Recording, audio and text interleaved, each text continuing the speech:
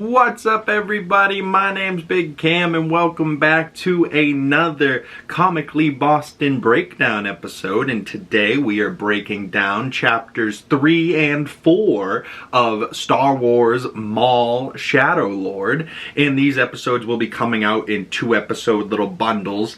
I recorded an episode last week, but I felt like I was disoriented recording that video, you know, like I was watching the episodes and like there was a busy week last week and I jumped right on into those first 2 episodes and just felt like a little out of sorts. So I've found my footing a little bit, I've done a little bit more research, and this Maul series, it is not set on Coruscant like I suspected, because I don't think they said where they were in the first 2 episodes. It just kind of was like, hey, we're here, figure it out, you know? And so they are set on Genix, not Coruscant, and this is after Clone Wars, after Revenge of the Sith, after Bad Batch. So technically, you know, the last bit of animation that they put out that was like an actual show with Bad Batch, this is now following off of that, and now, you know, that same type of animation style, but now stylized as Maul. And then this whole series of Maul Shadow Lord takes place before the events of Solo,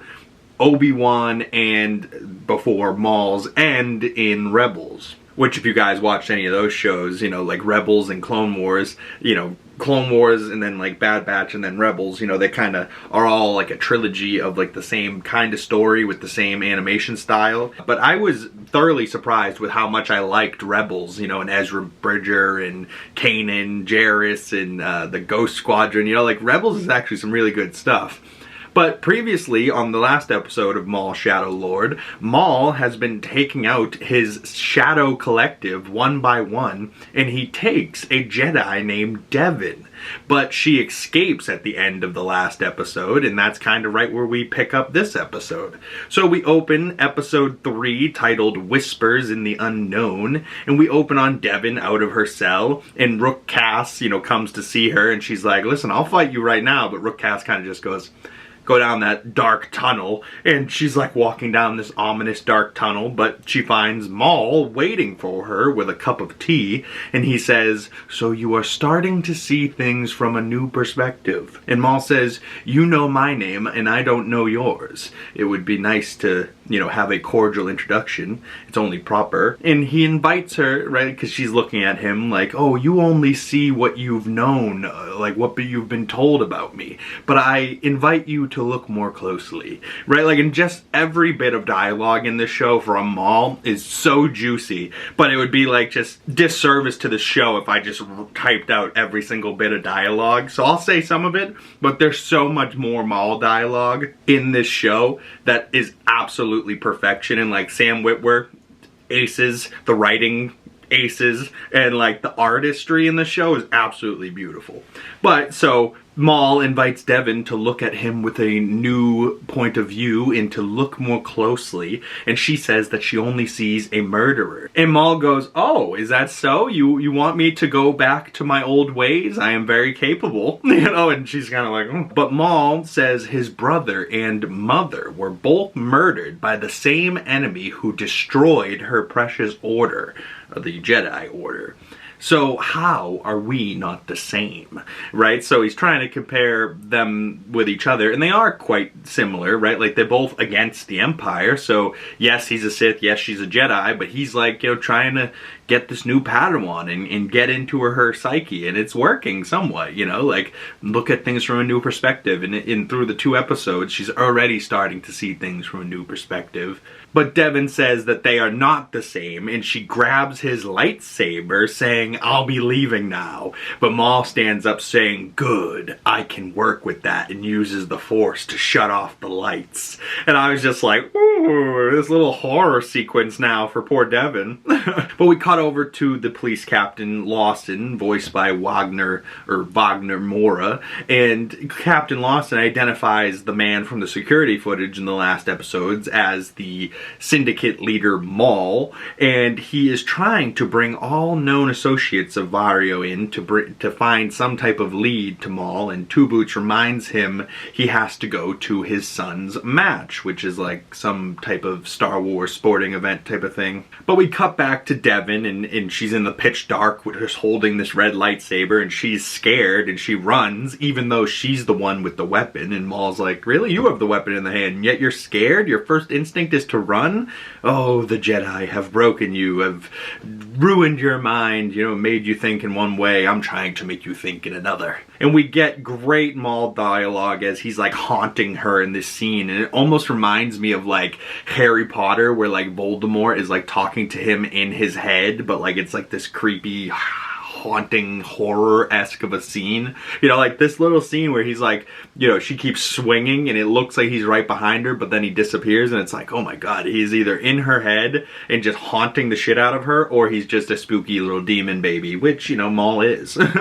But Two Boots, now being the boss, goes to Vario in the Pike shipment meetup, and it turns into a shootout, and Maul's crew shows up and blows up the credits, seemingly, and then Two Boots tries to get after them, and they get away, but the other officer that was with Two Boots got shot, so he's like, oh no, I caused all this, it's my fault, I should have listened to you, Captain Lawson. But then we cut over to Lawson making it to his son's match, and Two Boots is like a robot, but still trying to make sure that Lawson's a good father, even though he's a divorced parent. But as Lawson arrives, you know, he says like hello to his son, tells him to go play, and he's like, oh, they saved you seats up there. He goes, no, I want to be down here by the action. But really, he just doesn't know if he's going to have to skate out of there at any moment. But also, the wise Jedi reptilian creature that I thought could have been Devin's master has been following Lawson, and he just wants to talk, and we find out that his name is Daki, and he is Devin's uncle, right? So Devin is his niece. And I was like, oh, okay, so they're family, rather than just master and Padawan. They're actually related to each other, it seems. Or is this just something that Daki is saying to Lawson? But Daki tells Lawson to tread lightly around Maul. He is nothing like you've ever dealt with before. And he's not sure what Maul wants with his niece. You know, he's like, that is a mystery as well.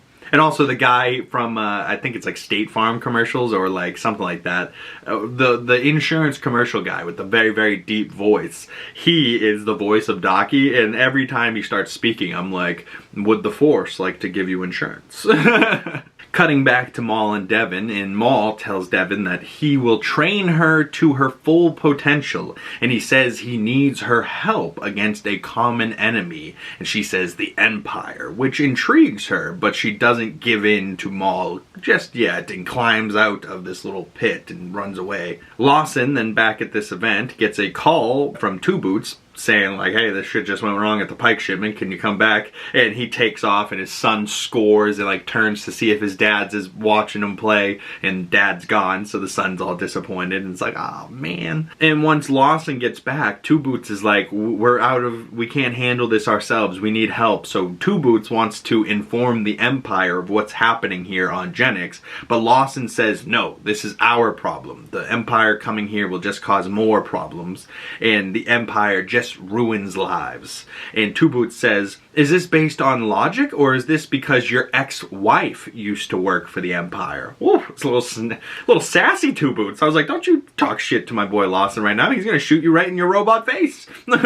We then cut over to Maul's crew, and Rook Cass, the, you know, Mandalorian woman that I thought looked like Sabine Wren, she has Vario set up a hologram call with the Pike's leader, Krim, and he's like, what do you want me to say? And she's like, oh, I'll tell you. So Devin, last we saw, was climbing out of this thing, and she gets to the top and thinks maybe she can escape, but Maul is there with his shadow looming over her head, and Maul has the other half of his lightsaber, which is nice because somebody can steal his lightsaber, but he's like, oh, okay, you want to fight with my lightsaber? I still got another half of this bitch, what's up? You know, like, because he's a dual-wielding son of a bitch that can split it off and do, like, dual-wielding kind of like Ahsoka, but he doesn't ever need to, you know. If he splits his duel in half, it's just to use the one viciously. And Maul says to Devin, you did not think I would simply let you walk out of here. And Devin says, let me pass, I'm not afraid of you. But Maul says, it is not that you are afraid, it is that you are weak. And we get this cool fight scene between the two of them, and she gets like angry in the middle of it as he's talking shit, and she force pushes him back. And closed captions say that Maul's lightsaber speaks an alien language, and it sounds like it says, run, Devin. And she does, but Maul force pulls his lightsaber back into his hand, saying, I'm gonna need that back, Devin. So he did know her name the whole time, but why did he say that he didn't know her name, you know? And Maul lets her run away as it fades into shadows, and that's credits on episode 3. But I have this little scene at the end where, like, he grabs the thing from her. I'm going to need that back, Devin.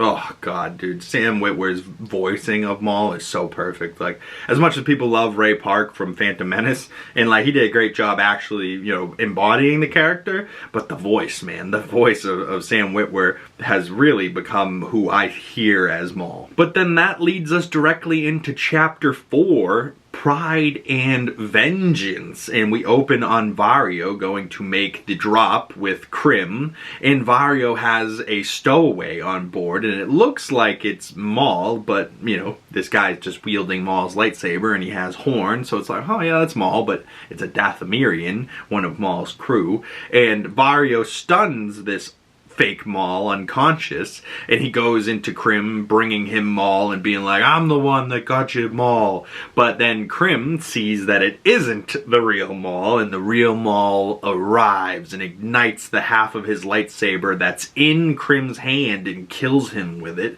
and then wipes out the rest of the Pikes and leaves one alive, making Colt the new leader of the Pikes, but he answers to Maul. And that's the intro on episode 4. I was like, oh my goodness. So he's like trying to deal with Devin, but then he'll like take a little friggin' side quest over here, mess with the Pikes and this like criminal organization, and then come back and be like, alright Devin, time to talk to you again. But after the intro, we cut back to Devin running as she's trying to make it back to her Uncle Daki, and we see that Daki is her master, but also her uncle, and they go to like their secret hideout, which is pretty much just a little hatch down in the sewers, and Daki gives her back her robe and her lightsaber, and she's like, thank you for holding on to it for me. But Devin says she knows where Maul is, and she wants to go take him down, but Daki tells her, don't let your judgment be clouded by vengeance. Title of the episode, Pride and Vengeance can cloud your judgment. Ooh. When they're talking and she's like, you know, it's about justice, we're supposed to be peace-fighting justice people for like the Jedi, and he's like, the Jedi haven't fought for justice in a long time, and she's like, well, someone needs to. He's gonna hurt all the people on this planet, we need to help them. And Daki agrees to help her, but they will need help from local law enforcement, and they send Lawson a message on Maul's location, and Two Boots tries to send help from the Empire, and Lawson tries to stop him, but Two Boots is like insisting, so Lawson has to shut off the droid, and he's like, sorry buddy. Oh boy. Lawson and the rest of the droid cops show up at Maul's location, but Maul's spybot says, about time. And I was just like, uh-oh, are they walking into a trap right now? And no, they just show up to find Vario. And Maul has a hologram message for Lawson. And Maul offers him his protection, but Lawson says he cannot accept. And Maul admires his spirit, but tells him to die well, you know, and like, and the conversation was much longer than this, but I have a little clip of their interaction. I thought it was really good. I admire your spirit, Captain. Die well.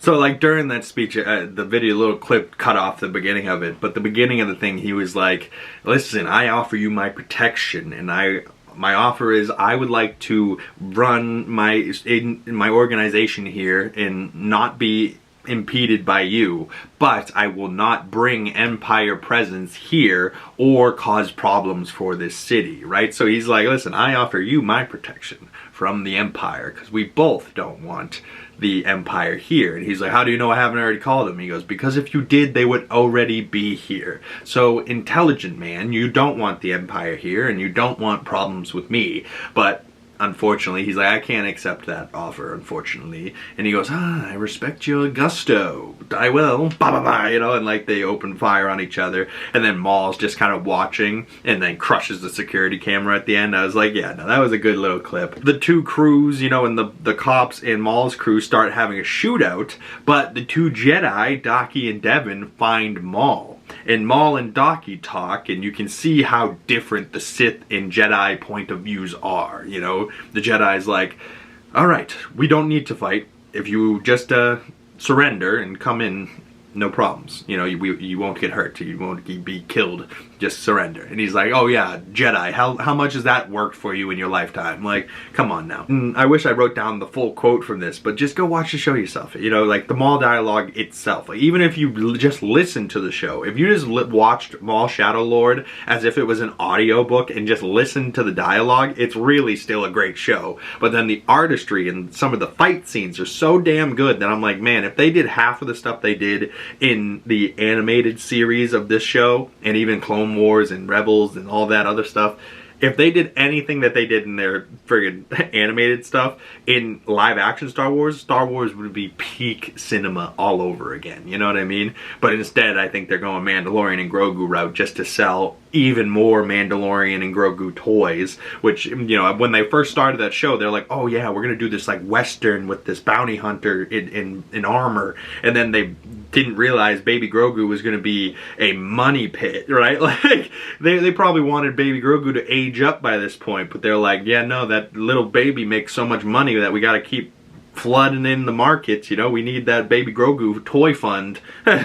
But so Maul and the two Jedi fight, and, you know, obviously he's outnumbered, but he's also very powerful. And as they're fighting, he goes for a killing blow on Daki, but Daki, like, kicks his metal knee, and he's, like, pissed, so he goes even harder. But, like, as he goes for a killing blow on Daki, Devin steps in with her lightsaber and blocks it at the last second, and Maul says, your master is very fortunate to have you by his side, and then lets go and leaves and just kind of disappears. But I have a clip of this fight scene between Maul and the two Jedi.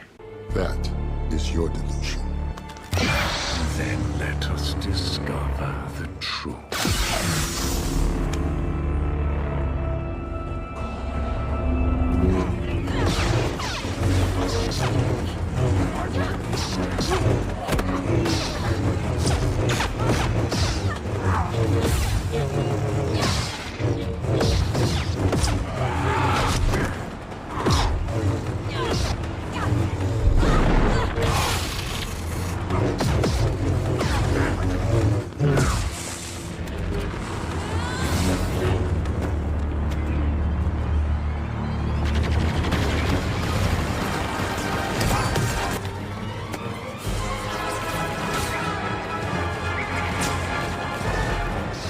Probe had a position on Maul. I'm going after him.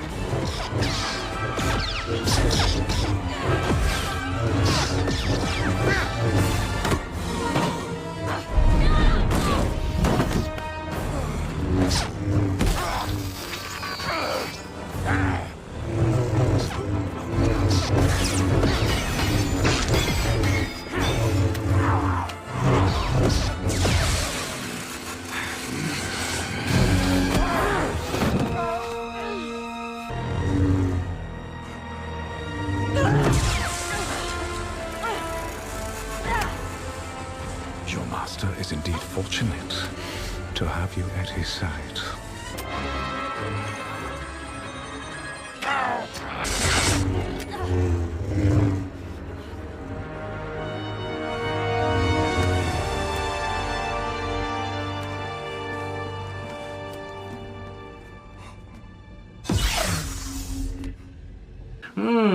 So Maul leaves them alive at the end of their fight for some reason, and I think it's probably just because the extra backup cops were all showing up. But like, Maul very easily could have gone and done 2 killing blows right there and wiped out these Jedi, but for some reason he wants Daki gone because that's her old master, but he doesn't want to hurt friggin' Devin. He wants her to be his new Padawan, you know, and the power of 2. we then see as they're running away, because Daki kicked Maul's knee in that little clip and Maul was pissed, but Maul is like struggling to run away, so he decides to collapse a tunnel so that they can't be followed. So Maul and his crew take off, you know, running away somewhere, but Lawson says he's sorry to his buddy there, Two Boots, as he arrives with the backup, and Two Boots says, "I forgive you, but I hope you can forgive me," as we see Two Boots has called the Empire as a Star Destroyer enters Genix's atmosphere, and that's credits on episode 4. I was like, oh no!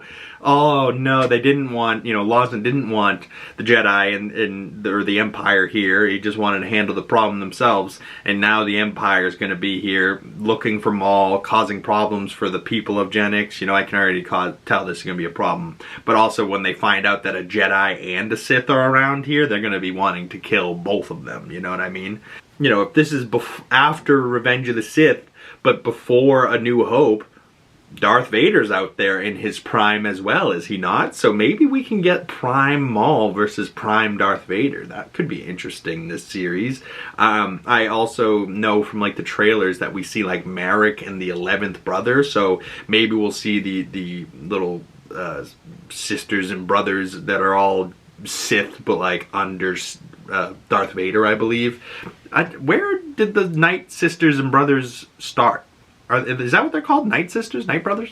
Comment below. What the 11th brother, you know what I mean. Like, Cal Kestis fought like the 3rd sister or something in Jedi Fallen Order, the video game. You know, like they've been around. The bald one, the Grand Inquisitor, was in Obi-Wan TV show, and also I believe in Rebels. But yeah, so far so good, man. And the Star Wars universe is just getting so juicy, and it's just really good. The art design, the fight scenes, the Maul dialogue scenes are so juicy. I can literally listen to him talk all day.